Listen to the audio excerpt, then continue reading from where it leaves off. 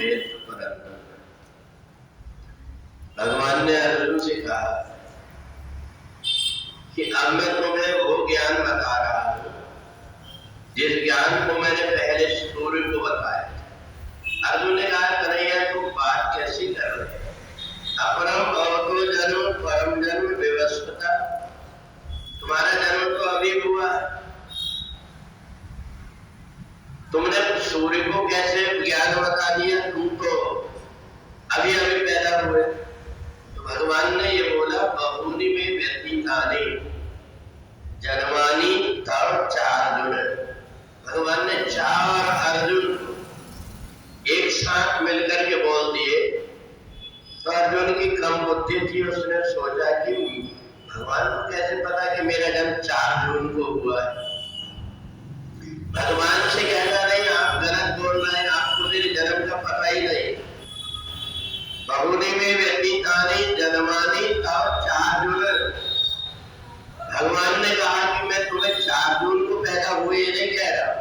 4 माने और अर्जुन अलग।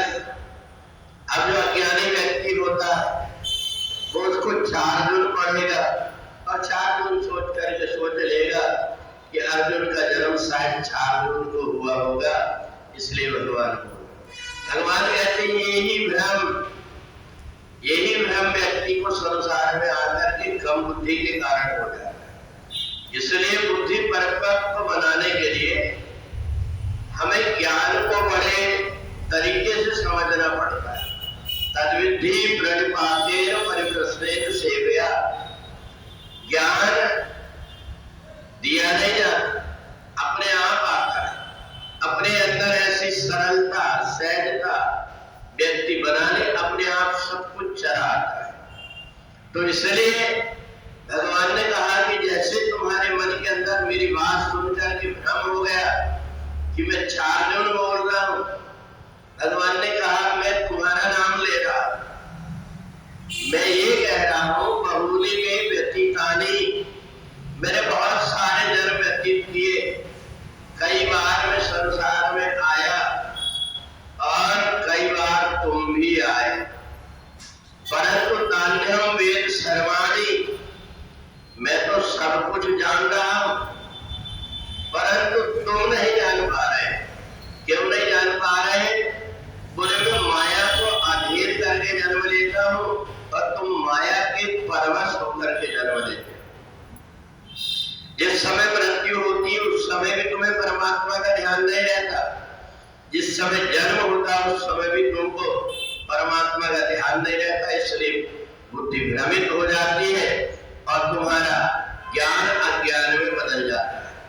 परंतु जब मैं प्रकट होता हूं तब मैं कोई भी रूप धारण करके पैदा हो जाऊं, परंतु मैं जैसा चाहूं तुरंत बना देता।